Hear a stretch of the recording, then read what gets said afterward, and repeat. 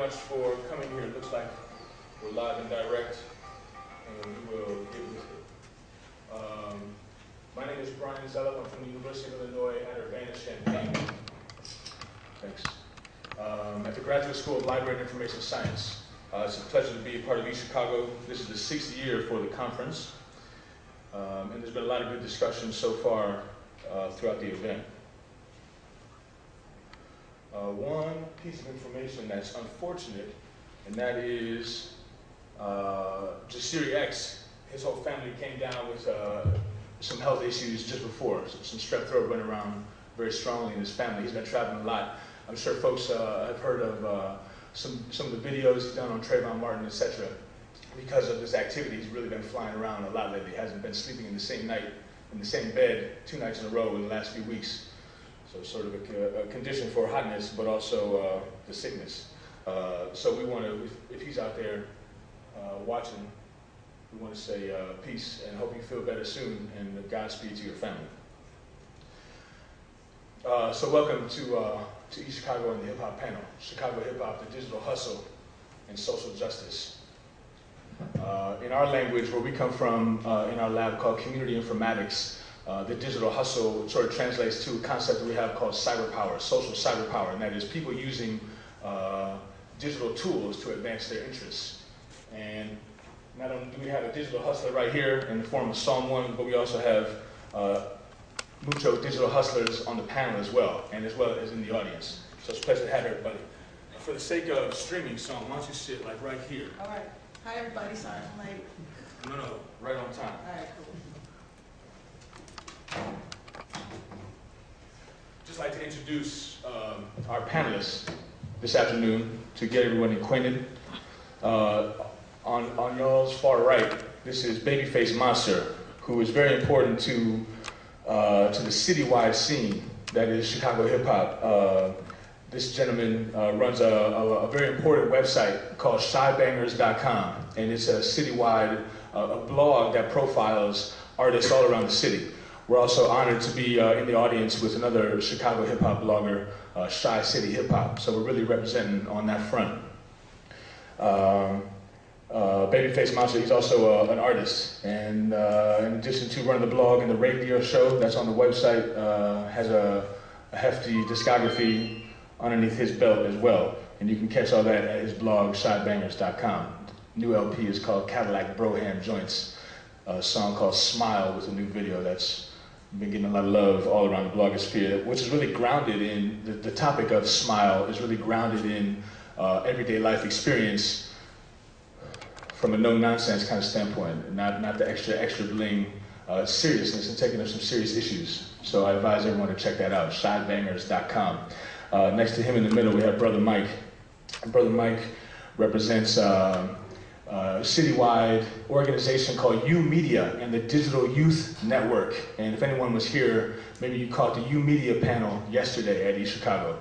Really informing, really insightful for some of the sort of on-the-ground activity that's going on, teaching youth, engaging with youth around learning new media skills and learning critical thinking and breaking down social barriers and getting their digital hustle on. So it's a pleasure very much to have Brother Mike here with us to talk about his experience. Last but certainly not least, regularblackgirl.com. This is Psalm 1, graduate of our program, our university of Illinois in around 02? Yes. In chemistry. Go ahead and date me. No, that means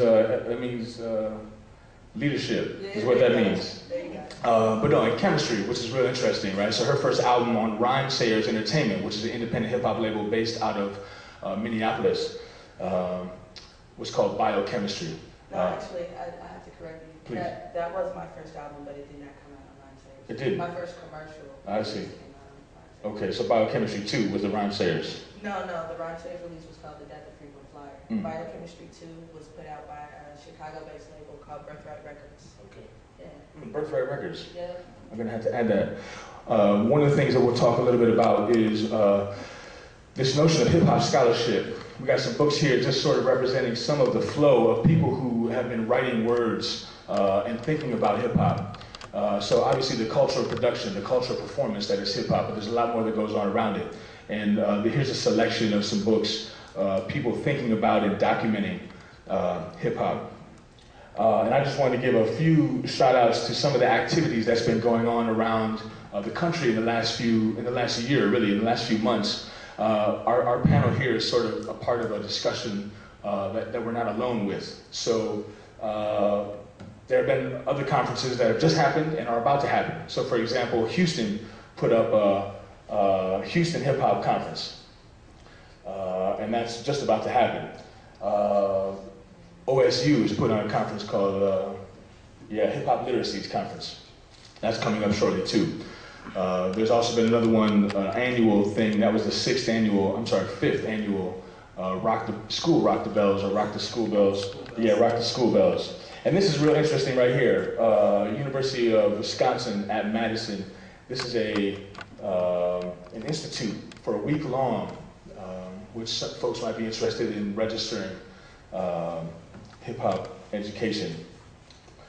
But not only has there been a lot of conferences and talk about hip-hop lately, one of the things that we're going to get into in the future, not in eChicago right now, but it's interesting to know that there are some hip-hop archives that are out there. And this doesn't represent everything, but this is a few. So what you see here, the top one is at Cornell University.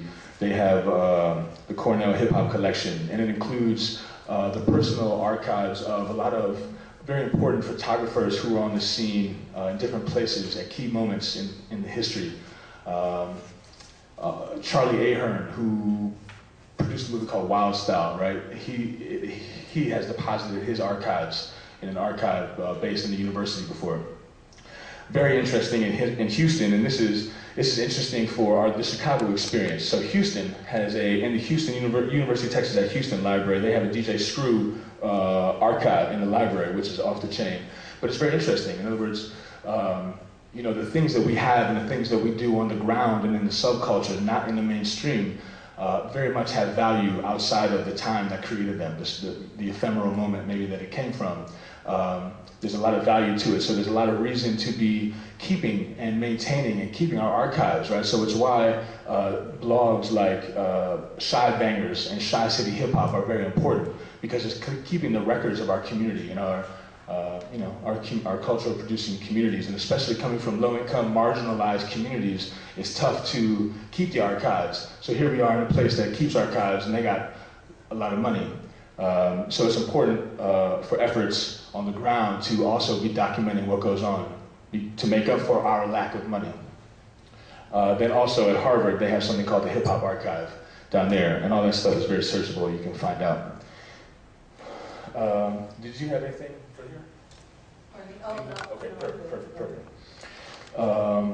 Well, let's start in with a way just to. I'm going to ask Brother Mike to maybe just start it, just talk a little bit about some of the questions that you and I talked about, of how, if you could give a recap a little bit about, for some folks who weren't here, for what kind of new media skills are being dealt with in the U Media program and in the Digital Youth Network, and especially in regards to the events that's going on around weekly spoken word events and the other events that you're doing that kids are getting involved in, etc. Maybe we'll start with Brother Mike, and then after that we'll get into a presentation by Babyface, and then we'll end up with Psalm 1. And then we'll open it up for discussion, very much so. We got some very interesting folks in the audience as well. Well, yeah, I think, just thank you guys for having me on this panel. I think this is an example of, what hip hop can do in a university setting. It can inform, it can engage, folks that may not be in or of the culture to understand what it can do outside of this community. In fact, within their communities. Brian kind of touched on what U Media is doing. Our piece is to really, in a sense, bring together organizations, to have them openly networked. I'm part of Digital Youth Network, as was stated, and basically that's an organization that really sought to close the digital divide for young people on the South Side initially. And it existed also to bring, mentors to help guide that experience, and also engage teachers and the school, in fact, in this new digital landscape to find importance in it. The U Media piece really came out of a need both for Digital Youth Network, where we saw these kids that we had worked with from 6th through 8th grade kind of graduate out into a school system that didn't necessarily have the supports or really found the engagement at that point around digital media. The library, in a sense, had amazing adult programming, great children's programming, but nothing really focused and concentrated on teenagers, especially in the sense of creation, right? So MacArthur was kind of this brainchild that brought us both together to create this space where kids could explore, they could dive into interests or explore different interests, right?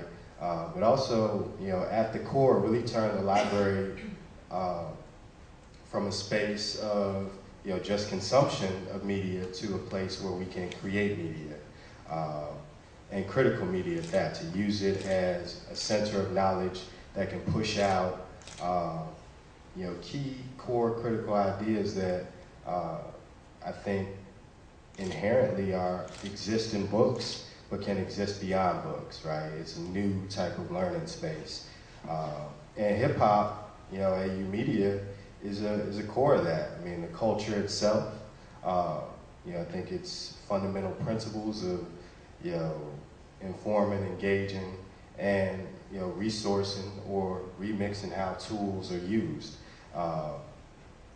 Some of those pieces that we've tried to, create in terms of the interest level is, a piece called U Media Records. And in this space, kids can learn about not just how to be the artist, which is good, but the careers around that, right? The hidden worlds that they don't see, the bloggers, the photographers, the graphic designers, that this is a community that if they don't have all those skills themselves, that they have to seek out.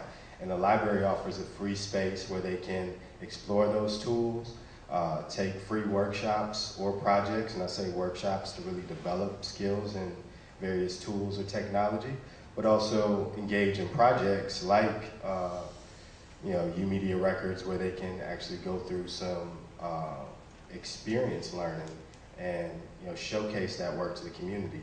The last piece, which was talked about, was Lyricist Loft. Lyricist Loft piece really came out of the spoken word movement at AU Media, and the kids were asking, can we showcase our work to the larger community? So we developed this piece where it could basically act as a funnel system for a lot of the workshops that were going on at U Media. So the beat makers or folks who are in the radio program could act as DJs or beat makers through the night. The spoken word artists could have a performance space, but they also act as hosts for the event. And then some of our bloggers and graphic designers, they really define the look of the event, how we push out flyers on Facebook and things like that. So it's really a community that comes together. And I think that is so reflective of this idea or principle of hip hop. It's about bringing communities, cultures together to create new things. And what's interesting about the Lyricist Loft piece is that it's so student driven. Like, I give the guidelines at the beginning, and I step back, and it's there. So they own, pretty much the flow of the event. And we want, I believe, students to really take ownership of how they're presented, to the world, right? Whether that be through video, be through stage performances, or how they, shape their identity through these various online sites. So I think the library, in this case, could act, as a key to open up so many doors of access where it just wasn't there before. So the kid doesn't have to pay $40, $80 for studio time. They can do that with the library card. They can take classes for free. And this is how I believe, according to me, that we should engage our communities if we want to see transformative change.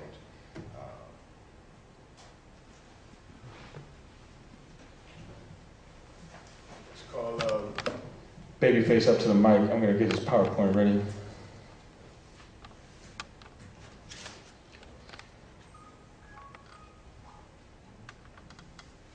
we go. This brother represents the digital hustle in the flesh. Oh, that didn't work? Yeah. Oh, it did work. Okay, good. I appreciate that, Brian Zilip. Did I pronounce that right? Zilip. I appreciate that. And I want to say thanks for everybody who came out and, being a part of this. Can y'all hear me all right? Mm-hmm. All right. So my name is Carl Jones, Babyface Monster. I represent ShyBangers.com, which is basically the motto is covering Midwest hip hop culture, one artist at a time. All right. Chicago hip hop scene is a monstrous machine, never sleeps. We represent artists, designers, photographers, anybody with talent. We try to help them. And what was initially started as my own personal blog, because I'm an artist myself, So it started as my own blog, and it's blossomed into a leading forum for Midwest hip hop called ShyBangers.com. This platform is to showcase, discover, and encourage independent hip hop artists and R&B singers in Chicago and surrounding cities to continue to do what they do. And that process that I used to create this website is called the Digital Hustle. Now, the reason why I embarked on this journey, it was only about 12 months ago.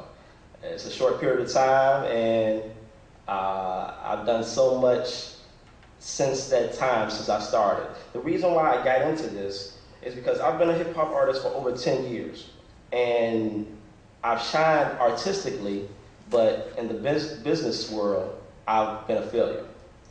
So I would send out music to different websites, to radio stations, and I would wonder why I wouldn't get any answer back. So I was pretty frustrated, and I felt that my failure to gain exposure for my talents was based directly upon me not knowing how to promote myself well on the internet. So, and as you know, since the mid 2000s, this big digital boom with music. As far as the online downloads, we don't usually go into Best Buy anymore and pick up our favorite CD. Now it's all about going online to iTunes, Amazon.com, and copying that. YouTube has changed, the music video game. We don't really, we go to MTV and we're going through the channels, but YouTube has changed it to where we can watch whatever we want, whenever we want. So it's been a big shift since, the mid-2000s. And instead of radios and magazines and newspapers, what has replaced that now is internet radio and what I do, blogs. So that brings me to, me beginning on this journey. Last year, like I said, I had recently become a single father. Basically, this is where I'm from. That's why I put the slide up. It's the south side of Chicago. You see that red area at the bottom? So it's not the best neighborhood. I grew up, a lot of drama, this and that. And I put this up here just to let you know that with the internet, doesn't matter who you are or, what background you're from, you can, if you don't know how to do something, you can find out how to do it and get the job done if you have drive and determination. So, like I said, single father, I decided instead of working a 9 to 5 for the rest of my life, why not give this music one last chance and not just give up? So, what I realized was to accomplish this, my digital hustle would have to overshadow all of my competition. And, I ended up setting up a Facebook, a Twitter. I started my own personal blog for my own, hip-hop artist career. And people still weren't coming to, check out my music and my latest news. So I was even further frustrated. That's when I had this epiphany that, there's so many other artists just like myself from the same background, who don't have the money to promote themselves and don't have the knowledge. So I decided, why not just help all of those people? Why not just review and interview these people and give them some exposure, at the same time promoting myself as a tastemaker. So I basically decided that if the tastemakers and the fans wasn't gonna come to me, I was gonna become a tastemaker myself and just hustle my way backwards. So,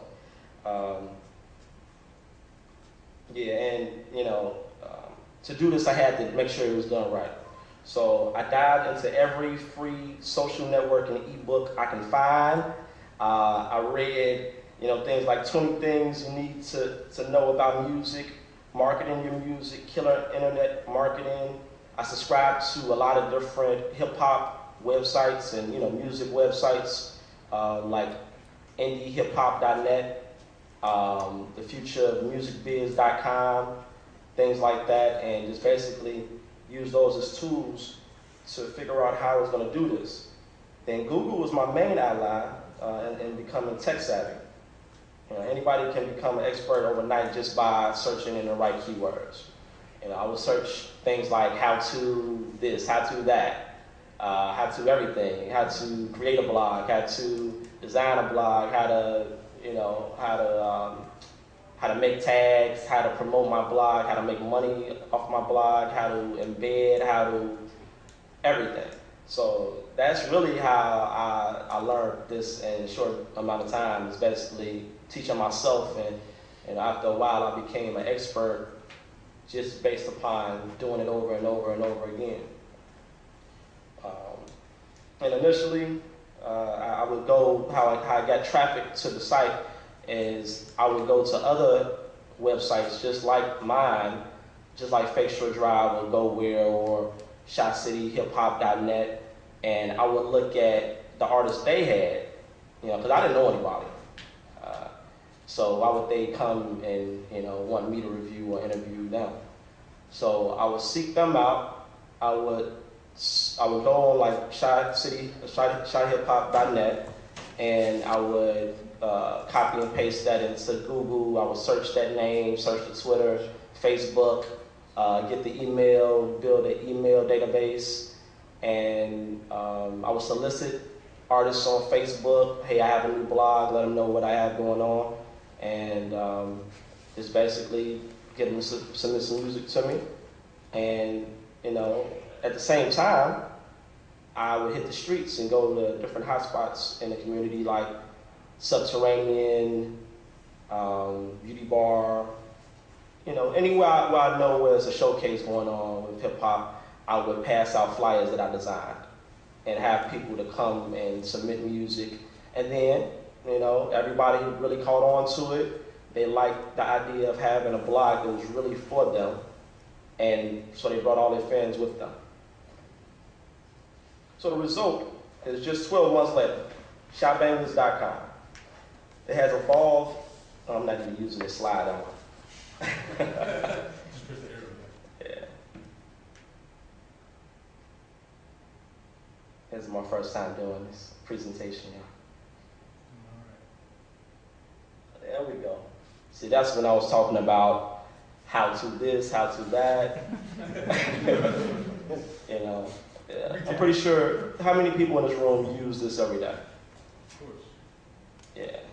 So this is how anybody can learn anything they want, how to fly a plane. No matter what background you're from, if you go to Google, you can learn how to do anything just as long as you follow through and execute. All right. So that brings us to today, the result. Just 12 months later after starting this blog, Shopbangers has evolved from just another blog into an entity that is a haven for all quality Midwest hip hop. According to Google.com, it's one of the leading blogs in Chicago market right now. It successfully promotes local hip hop artists, promoters, and upcoming events. sponsors monthly events, showcases, and contests. Now, all content shown on the site is submitted directly via email. They email me press kits, has to be professional, has to be professionally written about, you know, what you're sending me, the video, the mixtape or the EP or the song you want to promote. And of course, you know, picture, the links, the music has to be uploaded to either YouTube. Okay, there we go.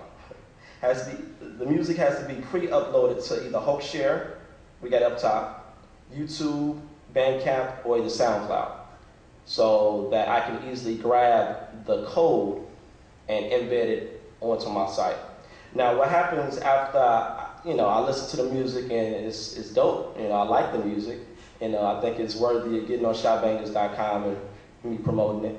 Then I, review it. Tell people how I feel about it. I give information like Twitter links, linking back to the artist. And then I actually promote it. I promote it like it's my own music. I shoot it out to these sites we see at the bottom, these social networking sites, Facebook, Twitter. I have a database of thousands on the email side, so I shoot it out to all of my contacts and I promote it. Also through Hootsuite, which is something that's brand new, where I have like hundreds of Facebook groups and thousands upon thousands of Twitter followers, and I simultaneously shoot the review of that artist out. Is this Q&A right now? Just a quick question. Are you also linked with other bloggers, and do you send stuff to them? If I like the artist enough, I will. If they request it, I try to help them with that. But we actually have another program that helps artists that is called Shy Sponsorship. Okay. And what Shy Sponsorship does is really help artists who are talented but don't have the polished, business sense to create a professional press kit, who don't have those contacts or those resources, that I have built up over this 12 months. So I do help artists to get promotion in other ways. But yeah, and with this, I promote it, like I said, like it's my own project. Mm-hmm. And I shoot it out to thousands upon thousands of people and tastemakers in the Midwest region. So the website is broken down like this. It has, let me go back. It has a couple different categories. Shy Hop is basically where I review the music, the video, the song, the mixtape, and post it up. We have Shy Beats, and that's an outlet for producers, beat makers. We post up their music after we review it. Events, a lot of promoters send me things they want me to help promote. If I think it's worthy, then I post it up and inform people about it. And also, Shy Resources. Shy Resources is basically things that I've read over time, that help me along the way. Copywriting, e-copywriting, where you can copyright online. Just helpful tips to help people market their music. Now also we have a radio show. We broadcast every Saturday night between 8 and 10. That's going on tonight after I leave here. And I host it, co-host of P1 and Shani Kabibi, who's sitting right there in the audience. Now there's a segment called The Weekly Review where we further expose artists who are posted on the blog. So we talk about that for a while, and also we have something called the Midwest Minute, which is an attempt to bring the whole Midwest together. What we do with the Midwest Minute is we call and talk with other blogs that we work with throughout the Midwest. Heavy Gun blog, DoWhatYouDesire.com, which is a Milwaukee blog. The DoubleO.com, which is the #1 Ohio hip hop blog. And a couple others, St. Louis. We try to cover all the bases and just basically try to make it a platform where everybody in the Midwest can unify, and independent artists everywhere can hear songs from other places, and things of that nature. So we're trying to strengthen the hip hop community. So what's the difference between us and larger blogs? Both are technically and visually the same style blogs, like Ruby Hornet, Fetcher Drive, Go Where, and are widely famous blogs that deal primarily with successful or popular artists, things of that nature. There's no problem with that. Song One is probably, she's very successful, so you've probably been on Fetcher Drive and Go Where, like, yeah. So what we focus on, me, Shy Bangers and blog like shyhiphop.net, we basically focus on that artist who has the talent, but they haven't released anything. Nobody knows them. They're brand new. We basically try to break that artist into the game so that people can actually listen to the music, so they can in turn become fans and come out to the shows, purchase that artist, support that artist, and so forth. Ultimately, this is basically, it's not a regular blog site. It's the beginning of a movement to break down that wall of politics that exists in hip hop within media today. So ultimately, we're going to give all of the power back to the artists and change the precedent that's within hip hop media. Because usually, if you know somebody, you're going to get plugged. If you have the money to pay for advertisements or PR, then you're already there. So the future, what I want to do with shopbangers.com is, right now it's a weekly Midwest hip hop blog and radio show. The ultimate goal is to conquer the local Chicago Midwest market and expand outward. In the near future, it will play a bigger role in Chicago community with monthly events to showcase talent. We will build partnerships with small businesses in the community to boost local economy. There will be a Midwest tour that stretches from Detroit, Milwaukee, Indianapolis, St. Louis. That's already in the works. And most importantly, we will provide sponsorship to promising indie artists, provide valuable knowledge, resources to ensure that music is properly and professionally put out there. In another 12-month period, I believe that shopbangers.com can become the center of all Midwest hip hop. So if I did, all of this in just 12 months, then I believe I can go, a lot further. Well, in closing, this panel is about the digital hustle. And, with the World Wide Web, the world is at our fingertips. Like I said at the beginning, if you have the internet, you can pretty much learn how to do anything. You have resources at your fingertips. Artists can, find more fans to buy the music. They can, it's much easier than hitting the street with a street team and plugging flyers. You can, with one click, let people know about your show. So and that doesn't just go for the music world. If you want to be a baker, you want to promote, your new shop that just opened up, and you want people to come in and stream in, you advertise online, so florist, you want to do, build some things from home, some little knickknacks, sell them on eBay. So, thank you.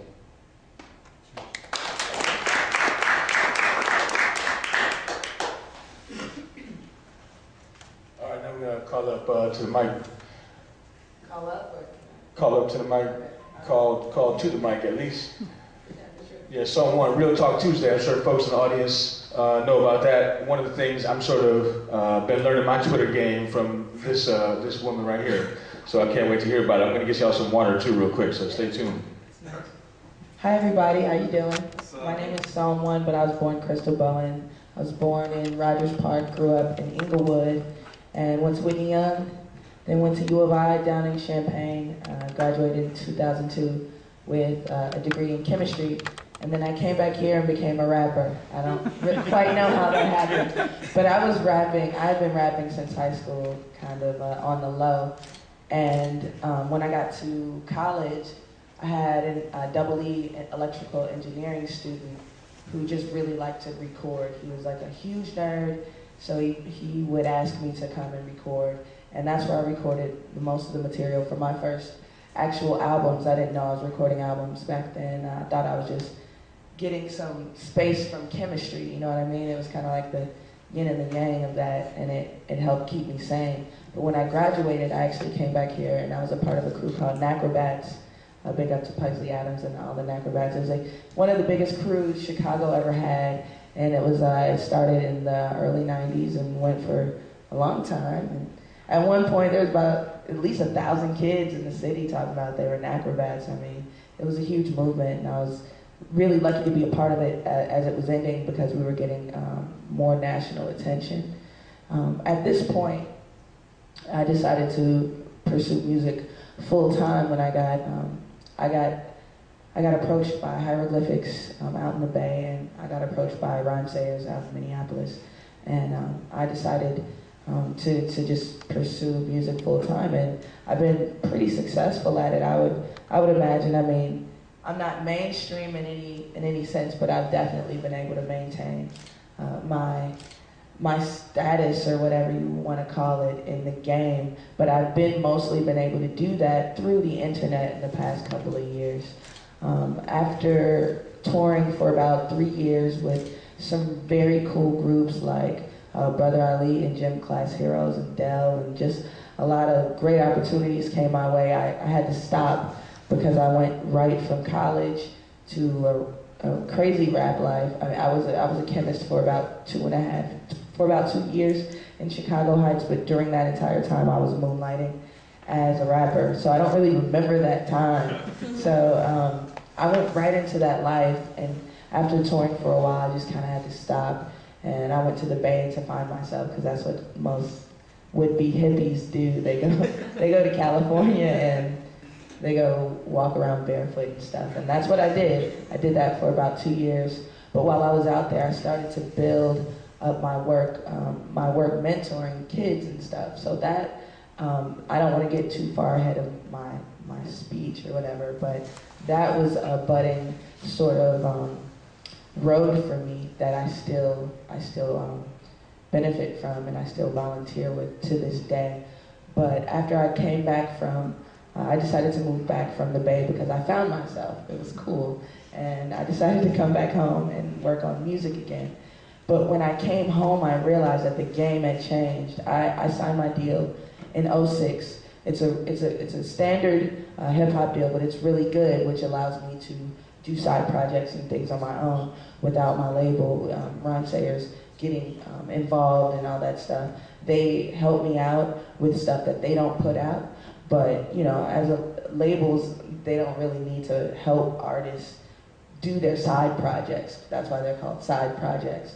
But for me, while I felt that I wanted to just get right back into it, right back into the game, as it were.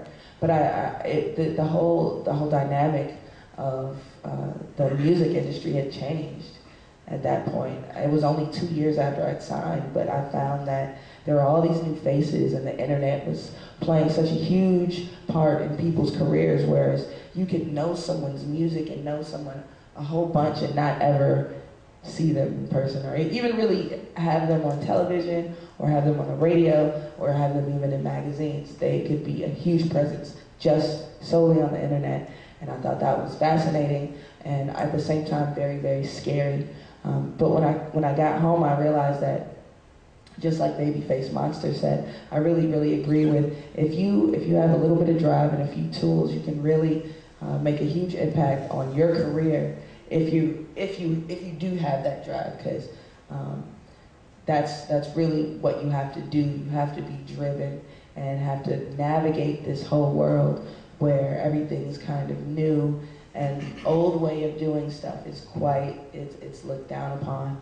So Twitter has become not only my addiction, but it's become the foremost way to get in touch with me and to contact me as an artist. Matter of fact, I checked my Twitter, and Brian tweeted, "Are you close?" So like that, he knows. Everyone knows that that's a really good way to get at me as an artist. I'm really bad on Facebook, but I'm trying to be better.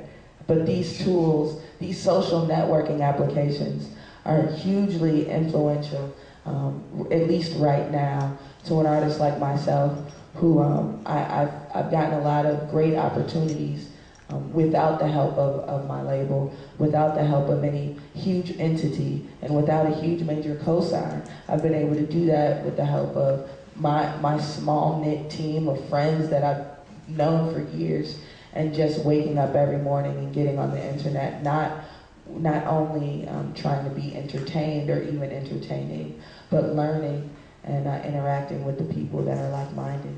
So on Tuesdays, I do this thing called Real Talk Tuesday on Twitter, and it's kind of got a life of its own now, where I can log in and I'll see hundreds of people kind of like participating. And sometimes I like to take credit for it, but I know that some people may participate in, using the hashtag on Twitter and not know who I am.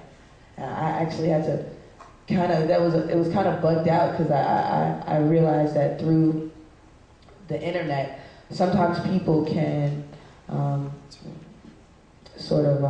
recognize or even discover you and not really know your full background. Like, I've had people follow me on Twitter, and as an afterthought, they're like, "Oh, you make music too?" And the rapper ego in me is like, "What? You didn't know I rap? I'm great." You know what I mean? But on the other hand, it's just like, that's cool too. You rap, but I follow you because you're good at shit talking on Twitter for some reason. I feel like the reason I like Twitter so much is because brevity is the soul of wit. Shakespeare said that, and I believe that. I'm a creative writing minor. My dad was a writer. My mom was a writer. And my rap music is stemmed in lyricism and the written word. So I take to Twitter because you only get those 160 characters to make an impact. I mean, you can use multiple tweets, obviously, but you get one tweet sometimes to make an impression, and that's not a lot of words. And I feel like my ability to reach people through these little short bursts, I think it's really cool. I mean, I don't know what's next, because everything is MySpace, now it's Twitter, Facebook has a crazy, like beastly thing of its own. I'm still a little scared of it, but for good reason, right? I think on Facebook you just get more room to act a fool. Like, you get pages and pages. Whereas on Twitter, it's like, come on, get on with it, But I guess Facebook too is really more built, I feel like, for connecting with friends that you knew way back when, you know what I mean? And I think Twitter wasn't built for what people use it for now anyway. It was built as an IT tool for like tech guys to talk about tech stuff, you know what I mean? But once hip hop takes over an entity, it completely changes the game on things. But I've been really blessed to get a lot of opportunities, not only through Twitter, but through YouTube and through just doing things myself. I'm no filmmaker, but I've directed a handful of videos, not because it was something that I really wanted to pursue, but because you need videos for songs, for not only blogs, but for fans. If the younger they get, the more bloodthirsty they are for content. I mean, they want you releasing a video, a movie every day. It's just like, wow. And if you don't have a huge team around you, don't have a lot of money around you, you still have that burden to produce as much quality content as possible.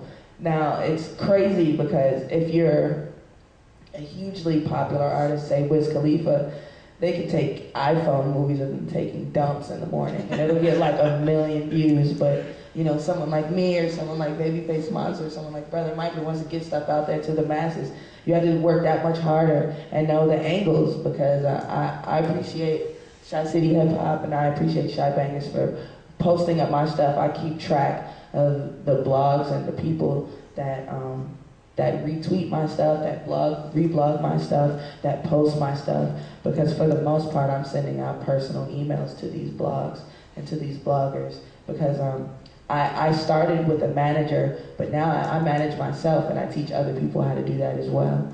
And so that's just like one major part of being a successful artist right now. Like, you need the internet. It's not even up for discussion. Maybe whereas like maybe 3-5 years ago, people could say, "Oh, I don't need the internet." No, it's not like that anymore. Like you need the internet to make an impact on more people now. Not to say that you shouldn't hit the streets, because I don't know if anybody's here familiar with Kickstarter. It's a funding platform for artists to ask for pledge gifts. I mean pledges from their fans and people that might be interested in what they're doing. Gets you a platform to fund your art and your projects. I had a project that had me come back to my work that I do with kids. There's a program that ASCAP and a program called America Scores. They do it every year. It's called the ASCAP Songwriter Residency. I worked with that program last year, and we toured and we did songs with students. We'd go in classrooms and write songs with kids in 2 days, and then the third day we'd take them to like a pimped out studio. It was really, really cool. But we were coming out of pocket, meaning me, I was coming out of pocket for a lot of the stuff because it was a real tour, and while we were getting shows at regular hip hop venues, we were buying snacks for kids, and we were making sure we were getting adequate transportation and good hotels and stuff like that. So we asked our fans to help out with the initiative, and also we were asking fans to help me be able to expedite my studio sessions. So it was basically a project to help Song finish the 2012 and do it in a timely fashion, and be able to continue my work with kids and not have it stop the work I was doing just as an artist. And we were able to raise $8,000 solely through people pledging and believing in the art and the artist, which was me, and the project, and just our mentoring program and everything. And it was a really cool thing. We didn't just do it through the internet, but I would imagine probably about 75 to 80% of the funds were raised via the internet. I think it was good that I was able to tour, because I was able to like hit the streets, which is what Babyface Monster was talking about. Like you can't just do the internet, but you can't ignore the internet. So we were able to hit the streets, and we actually did a text campaign as well. Mobile apps is really a huge thing now, since all the phones are getting better. So that's a marketplace that just kind of like, it's an offshoot of the internet, and we were able to secure funds through that channel as well. So for me, digital hustling, I like that term, but digital hustling is just a part of being an artist for me in everyday life. So thank you, and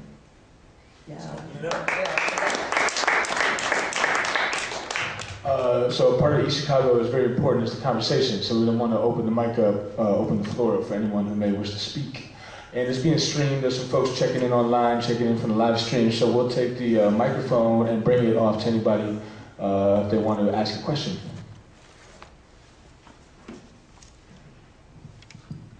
You're gonna have to get up to meet me halfway. Okay. Maybe just a quarter way. Okay, cool. I teach at North Lawndale College Prep, and I see a lot of my students want to be media hustlers. And so my question to you is, to all of you guys, is what's one of the biggest pitfalls that somebody starting out makes, and what should they be really focused on? I would say spam would be a big pitfall, and it's okay. I would say spam is a huge misconception. People think that the way to get someone's attention is to just bombard them or spam their wall on Facebook. Like, I really don't like that. When I log into Facebook and there's some fake Jordans on my page or something like that, it's just it irks me. But that's just me. Some people don't mind.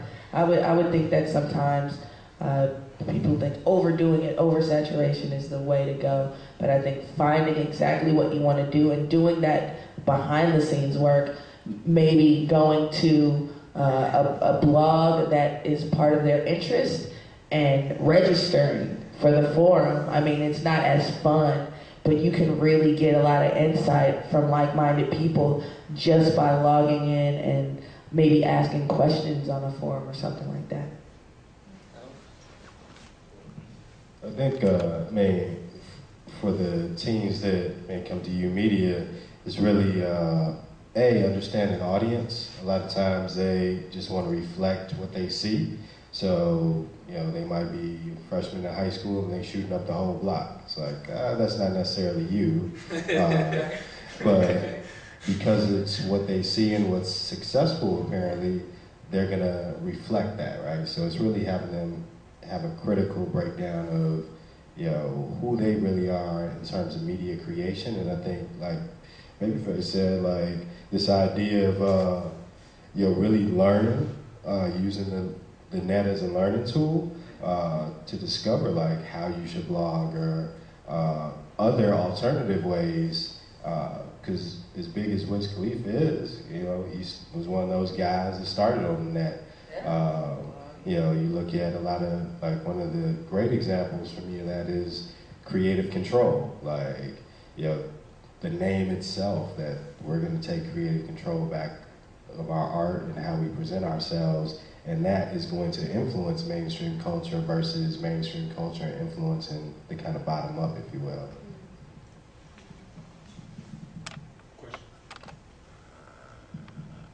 My question is in regards to the youth and internet. We know that a lot of predators and people who are looking to not necessarily help your project or sponsor it, but use that as a way to attack or to harm our youth. So what parameters or what things would you suggest, or what do you have in place to kind of weed a little bit of those things out, kind of to protect our youth and not, like, we're encouraging them to be digital hustlers and so forth and so on. But what other things should they be aware of? What could they look out for to avoid those people who would be, say for instance, if they were a producer or whomever, and they come to you and say, oh, you're talented, you know, you have a gift, I have the money that can push your project, or I have this. I think that it's like the elders or the older people's responsibility to say to those youth, like, make sure there's an adult involved, or make sure someone else is involved so that you won't make, like, dangerous decisions and so forth. So what do you guys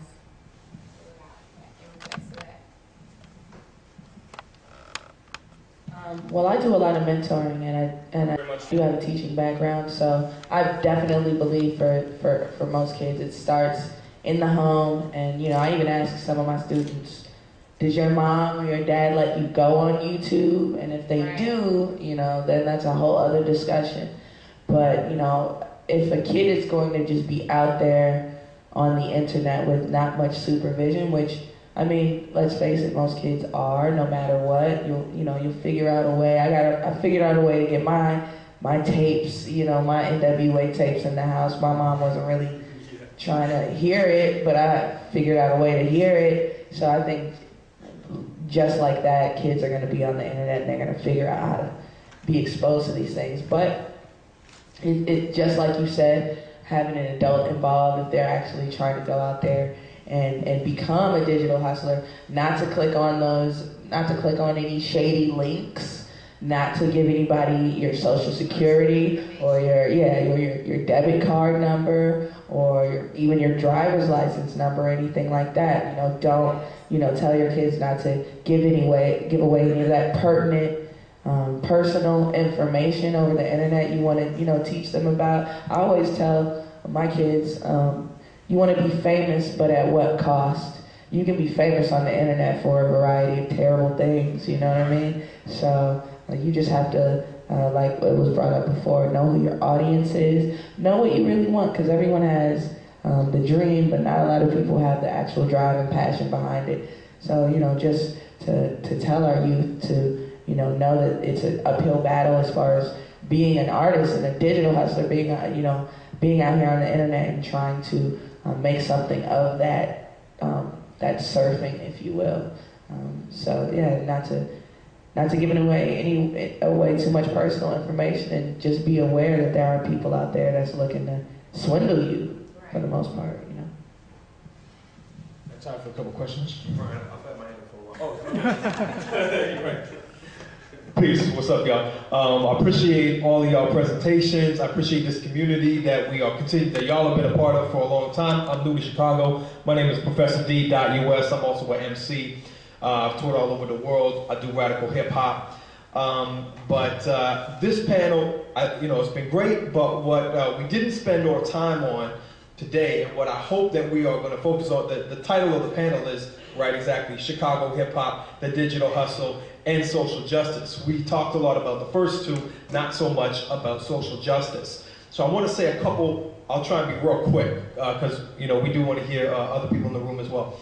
But just on the one thing in digital hustle, because we did do that. A piece that I'll throw in is, y'all know about the Square.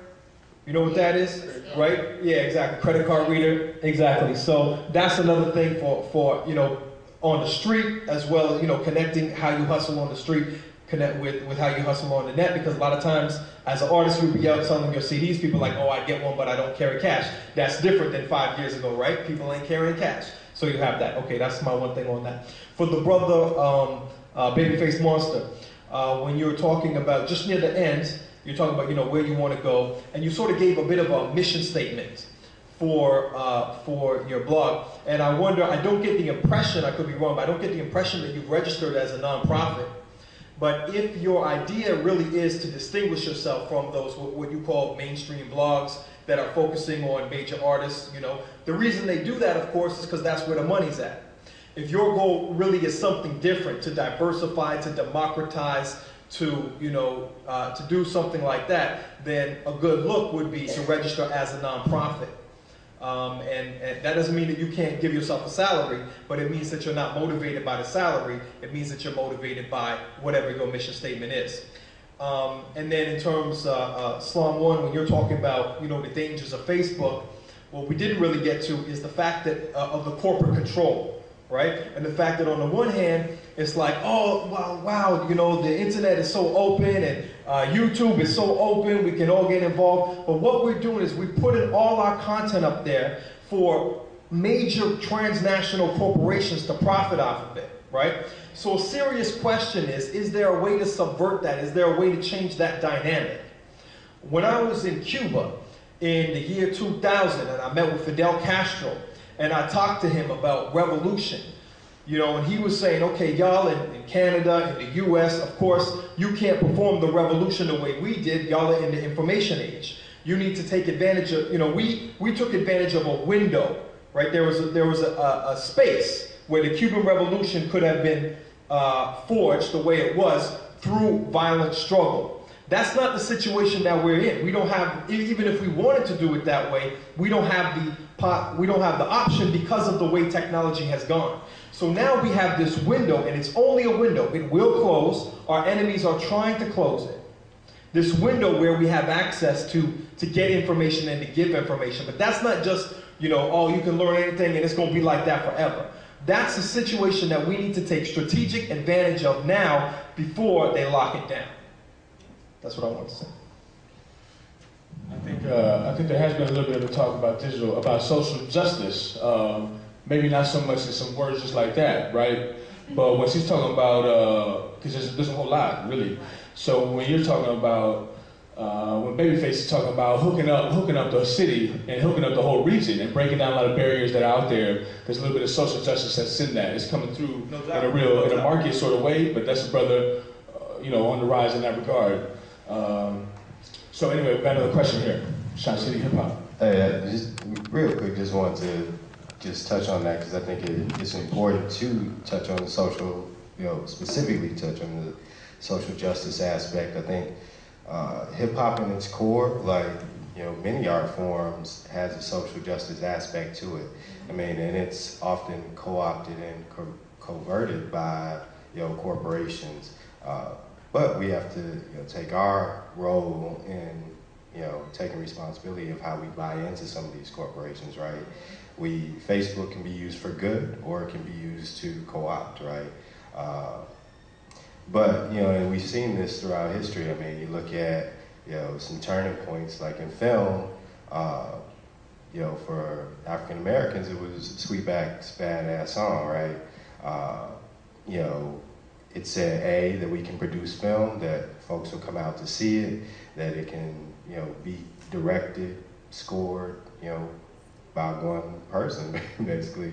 But what that also taught Hollywood is that if we took out the message, we can have, still the same effects in terms of financial gain, but you're really taking out the social piece. I mean, you look at the same, course happened in hip hop. We went from, fight the power to gin and juice, right? In a matter of years, it's like, we can, turn the social consciousness up, but then corporations can say, well, that's not selling.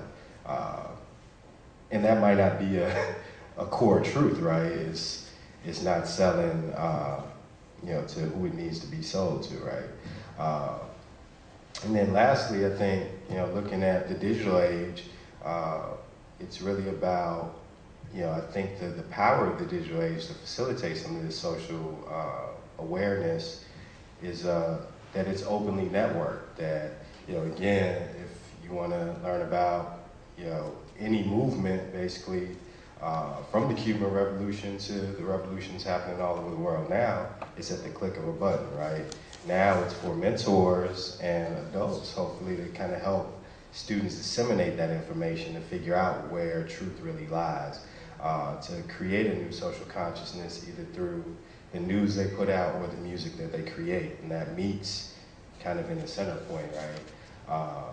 And I think hip hop has always kind of played that role in breaking down some of the social issues, as we know, whether it be, financially, creatively, or even, the race lines that are just laughable.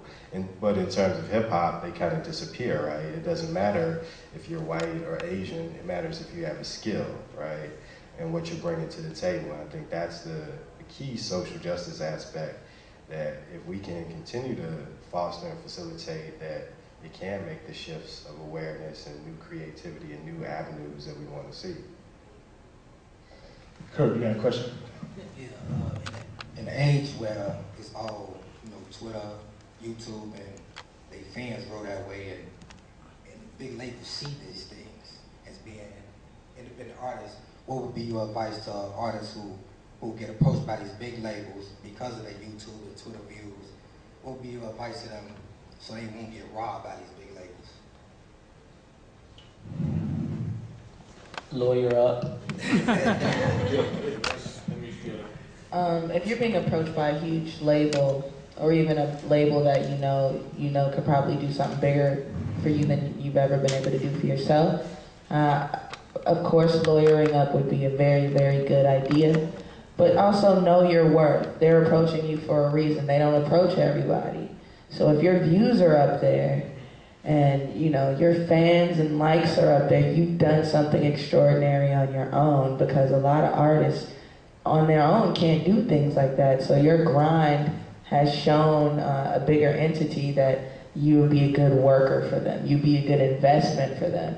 So and I would also understand what you want as an artist, and understand what you don't want, and understand what they're offering you, because more than likely they're going to offer you something called a 360 deal, and those aren't really good ideas at all, unless you're just trying to make a quick buck, which unfortunately a lot of artists have been able to do that, and that waters down the creativity of the marketplace. But some people have really been, and get in the game and get out and get that quick check. So for some artists, that's not a big deal for them. But for artists that are really interested in the art and longevity and like having something to show for their hard work, I wouldn't entertain a major label unless they're offering something that is really, really worthwhile. Hey, we'll hear comments from Carlos. Look like you wanted to say something in regards to that question. Yeah, a good example of the artist, that you were talking about is like Chief Keef. He's a young man. He's about 15, 16 years old, from the south side of Chicago. And he went viral after one of his fans, did a YouTube video going crazy about him, and after that, all of his videos just flew out the roof, you know, million hits on every video, almost. And now a lot of big labels are seeking him out. So only thing, like if I could sit him down and talk to him, only thing I would say would be just make sure that you're true to yourself. Whatever kind of music you're trying to make sure that that label is all about that. And once you sit down with him, your lawyer, and go over the documents, make sure that you have creative control over whatever it is your goal is for yourself. One more piece of that is, you know, I think just asking artists to really think about what is enough. Like, you know, how much money will it take for you to be happy, right? You know, how much fame? Is it fame? Is it money? What are you in it for? Are you in it to teach? And then you can really assess for yourself how much is enough. I mean, I've seen, you know, at least a few successful or rising successes come through eMedia. Now, do we claim that, you know, they grew out of eMedia? They connected to it, which is the purpose of it being there. They had to really navigate and decide what they were going to do with the tools, the space, and then who they would connect with. Two of those folks, I mean, notably, you know, Vic and Nico from Kids These Days. I mean, they're probably, you know, some of the really freshest teams doing not only hip hop, but bridging that with, you know, live instrumentation. You know, and I think for, you know, those two in particular out of the group, they saw eMedia as a space to connect with other teams, to, you know, share tweets.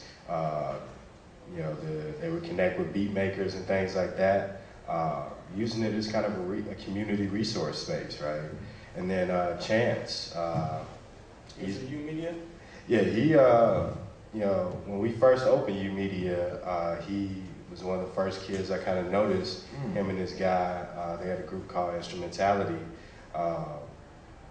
and they would, you know, just, it was a free space for them to record. And they're like, wow, you know, we can, you know, we're paying $80 an hour, now we're doing it for free. And then somebody's in the booth with me if I need to kind of get, you know, guide me or whatever. You know, what was interesting about Chance in particularly is that eMedia was also a place for him to fail, right?